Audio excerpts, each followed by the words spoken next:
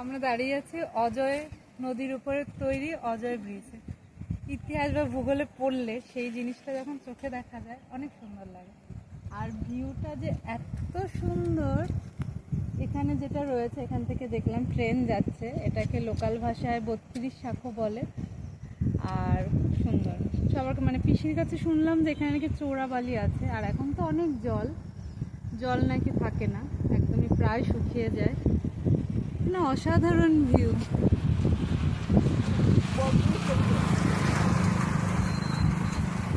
কি সুন্দর সবুজ আর সবুজ,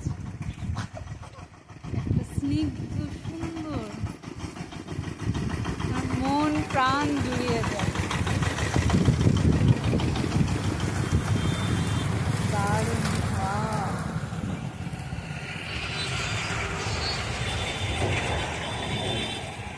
মানে অনেকক্ষণ বসে তাকিয়েই থাকা যায়।